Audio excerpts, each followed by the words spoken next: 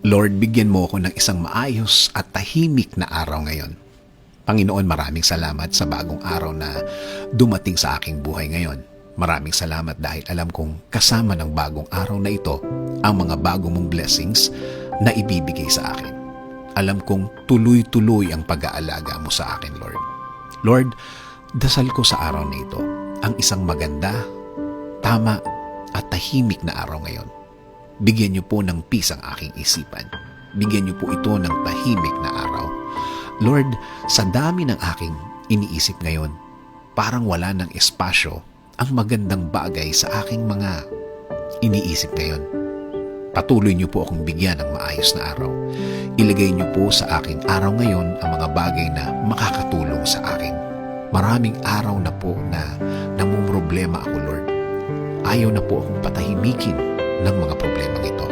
Again, Lord, bigyan niyo ako ng tahimik at maayos na araw. Sa inyo ako palaging kakapit at maniniwala na kayo ang magiging source ng aking solusyon sa mga kinakaharap ko. Sa inyo po ako aasa at maniniwala palagi, Lord.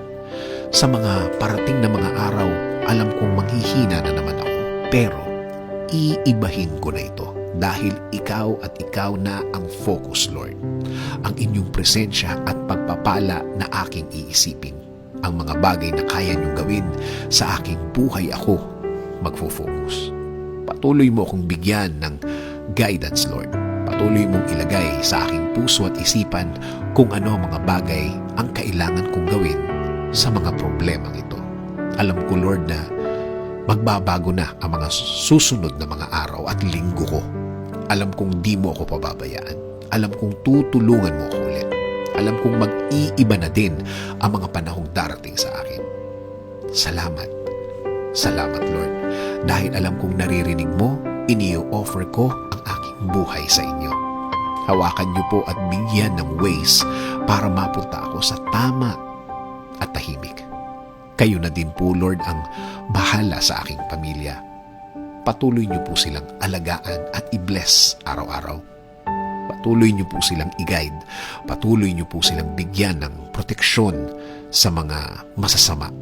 At Lord, ilagay niyo po sila palagi sa mabuti. Kayo na din po ang bahala sa aking bayan. Patuloy niyo itong i-bless. Patuloy niyo po itong ilayo sa mga sakuna. Kasama na ang mga malalakas na bagyo, Lord. Kasama na din po sa aming dasal na ito na patuloy niyo pong ilid ang aming mga pinuno ng aming bansa. In Jesus' name we pray. Amen. Sabi nga sa Psalm 118:24, "The Lord has done it this very day. Let us rejoice today and be glad."